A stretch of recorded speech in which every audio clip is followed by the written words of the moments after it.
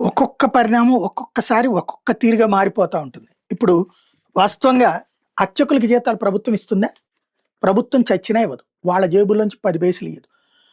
ప్రధాన దేవాలయాలు లైక్ తిరుమల తిరుపతి దేవస్థానం, శ్రీశైలం, సింహాచలం ఇట్లాంటి ఆలయాలకొచ్చిన ఆదాయాల్లో నుండి 20% డబ్బులు తీసుకొని ఒక కార్పస్ ఫండ్‌గా పెట్టి, దాంతో ఆ డబ్బులతో ఇతర ఆలయాల్లో ఎక్కడైతే ధూపదేవ నైవేద్యాలకి డబ్బులు లేవో అక్కడ జీతాలు ఇస్తా ఉంటారు అర్చకులకి. అంతే తప్పించి ప్రభుత్వపు ఖజానా నుంచి 10 పైసలు ఇయ్యదు. కానీ పాస్టర్‌లకి, అలాగే మౌజంలకి మాత్రం డబ్బులు ఇస్తా ఉన్నాయి. అది జగనైనా, బాబైనా సరే.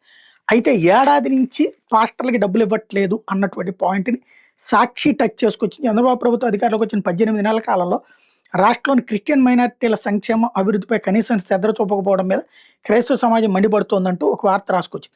క్రిస్మస్ నెల డిసెంబర్‌లోనైనా క్రైస్తవుల గురించి చంద్రబాబు ప్రభుత్వానికి ధ్యాస లేదని విమర్శలు వెలువెత్తుతున్నాయి. సంబంధిత వర్గాల సమాచారం ప్రకారం రాష్ట్రంలో ఏడాది కాలంగా పాస్టర్ల గౌరవ వేతనం చెల్లించలేదు.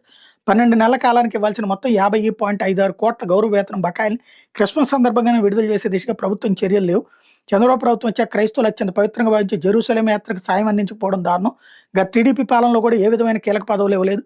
ఏకంగా 4 ఏళ్ల 9 నెలల పాటు పట్టించుకోకుండా 2019 ఎన్నికలకు 3 నెలల ముందు Christian minority finance corporation chairman మాత్రం నియమించి అప్పుడు బాబు సర్కార్ మభ్యపెట్టింది. కాగా జగన్మోహన్ రెడ్డి 5 ఏళ్ల పాలనలో రాష్ట్రంలో అన్ని వర్గాలతో పాటు క్రిస్టియన్ మైనారిటీలకు కూడా ఆర్థిక, రాజకీయ, సామాజికంగా మేలు చేశారు. 1924 కాలంలో 5 కీలక పదవులు క్రిస్టియన్ మైనారిటీలకు ఇచ్చారు. వైఎస్ జగన్ ప్రభుత్వ హయాంలో వివిధ సంక్షేమ పథకాల ద్వారా 187,270 మంది లబ్ధిదారులకి 416 కోట్లు ఖర్చు చేశారు. దేశంలో ఏ రాష్ట్రంలో క్రైస్తవులకి ఈ స్థాయిలో ప్రయోజనాలు అందలేదంటూ క్రిస్టియన్స్కి జగనే బాగా చేసుకొచ్చాడు అన్నటువంటి. అదే కదా ఇప్పుడు హిందువులందరూ కోపం కూడా వస్తుంది. అది మరోసారి ఒప్పుకున్నారనమాట.